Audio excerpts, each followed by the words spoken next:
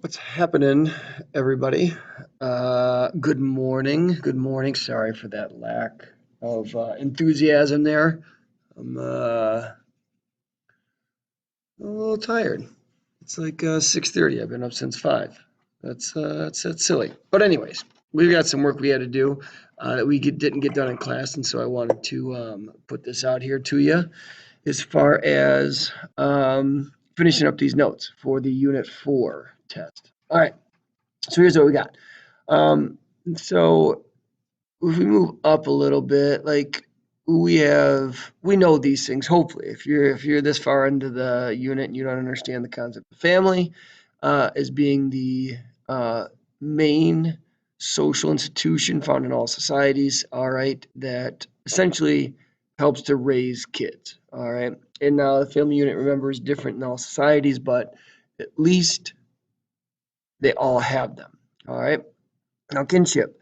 This is something like my best friend Andy. He is to my kids Uncle Andy, and Uncle Andy is not blood related, but because of our bond, our social bond, and all the rest of it, I feel he's close enough to consider that an uncle for my kids, and that's how I want them to know him. So that is the idea of kinship. Now, kinship can also be based on blood. Um, you can see this, like it says right there, in like gang initiations, anything like fraternities and sororities, anything that like binds people together through, that kind of primary um, bonds is can be considered kinship. All right, so it doesn't just have to be based on blood. Then we have our extended family. That's your grandparents, uncles, cousins, all that. The nuclear family. So I just would, keep this thing interesting. So here's the family. Everything is so perfect. Yay, family. Now, um, so I do think it's important to note that the family unit as we know it is changing so much.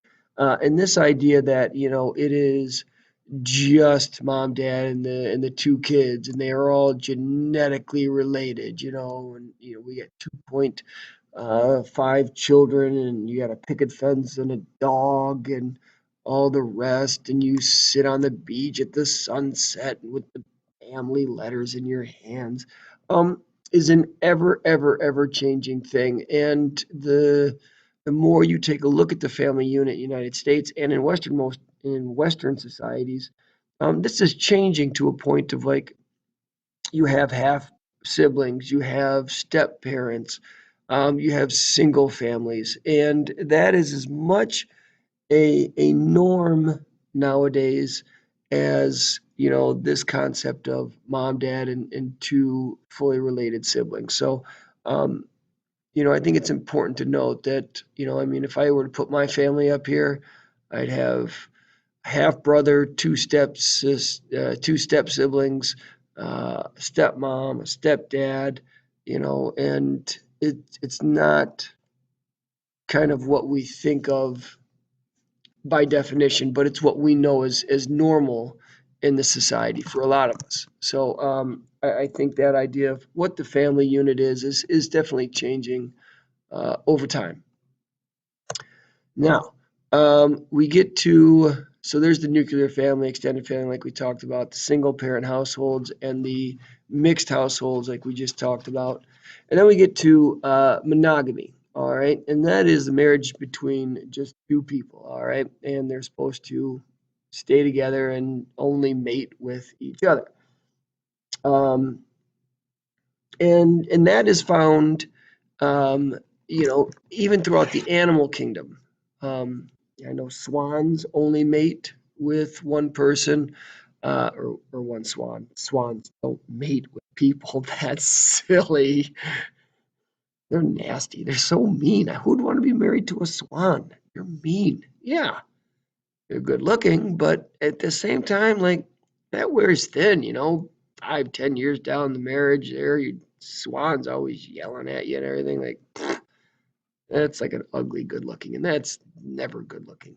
So, anyways, um, so then we go to polygamy, and that is the idea of having more than one marriage partner, all right? And there are places throughout the world that still practice polygamy. It even practiced in the United States within the Mormon community and some other smaller religious communities. And normally it is this polygyny, this form of polygamy, where it's the man and has two or more wives. All right. And for the most part, now for the guys out there, when you think of polygamy, um, guys are normally like, you're right here, like, oh, right. Yeah. All right. This is going to be sweet. And then you realize that it's probably more like that life right there on a consistent basis. So, anyways, um, that is that. I just thought I'd have some fun with that. Um, Normally, polygamy is not good for the women involved. They're normally denied access to education, freedoms, economic freedoms, and work. So, for the most part, that's why polygamy is kind of downplayed in most Western societies. Now, polyandry, this one here refers to when um, one woman has more than one husband, and normally that's in like pastoral societies, to where um, two brothers will marry this one woman, and then the one brother will take the livestock out to pasture for 2 or 3 months, and go graze them, and then come back, and then the other brother will go and then take the animals back out for 2 or 3 months, and they kind of rotate. So normally in like Eurasian steppe cultures and that kind of stuff, where you see this type of polygamy. Now, um, we have some basic things here. So if you go out, you find a mate one day. If you marry outside your social class, all right, you marry a very wealthy person or you marry a very poor and you are very wealthy yourself, all right, that is exogamy. Endogamy means that middle class is marrying middle class, lower class is marrying lower class. All right. So exogamy is the Cinderella story. Now, homogamy and heterogamy, these are the idea of marrying somebody of a similar culture, religious background. All right. Are you same race? Are you same religion? Okay, same ethnicity. And in the United States, this kind of stuff, if you were to throw all of this in together, only about 5% of marriages are one of these outside, like outside your social class or made of a different cultural or religious background or race.